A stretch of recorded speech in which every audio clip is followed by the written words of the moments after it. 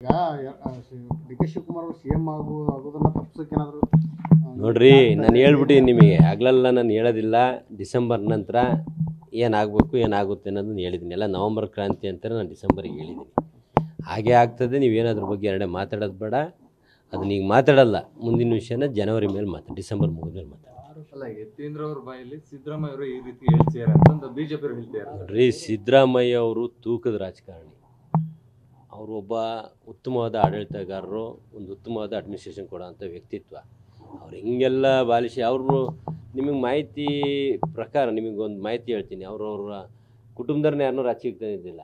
ಅಂಥ ಒಂದು ಅಧಿಕಾರ ಅಂಥ ಒಂದು ಇಂಥದಕ್ಕೆ ಹೋದ್ರೂ ಎಲ್ಲಿವರೆಗೂ ತಂದಿದ್ದಿಲ್ಲ. ಅವ್ರು ಇತ್ತೀಚೆಗೆ ರಾಜಕೀಯ ಕೊನೆ ದಿನಗಳಂತ ಅವ್ರೇನು ಇವ್ರು ಹೇಳಿದ್ದಾರೆ ಯತೀಂದ್ರ ಅವರು. ಆ ಸಂದರ್ಭದಲ್ಲಿ ಅವ್ರನ್ನೆಲ್ಲ ರಾಜಕೀಯಕ್ಕೆ ಬಿಡ್ಕೊಂಡಿದ್ದಾರೆ ಯತೀಂದ್ರ ಸಾಹೇಬ್ರು. ಆ ಥರ ವ್ಯಕ್ತಿತ್ವ. ಸುಮ್ಮನೆ ಯಾರೋ ಒಂದು 4-5 ಜನ ಅವ್ರ ಬೇಳೆಕಾಳು ಬೇಯಿಸ್ಕೊಳ್ಳೋಕ್ಕೆ ಸುಮ್ಮನೆ ಯಾರ್ಯಾರ್ದು ಹೆಸರು ಬಿಡೋದು, ಸುಮ್ಮನೆ ಏನೇನೋ ಹೇಳ್ಕೊಡೋದು. ಸಿದ್ದರಾಮಯ್ಯ ಸಾಹೇಬ್ರು ಎಲ್ಲರೂ ಕೊಟ್ಟಿದ್ದಾರೆ.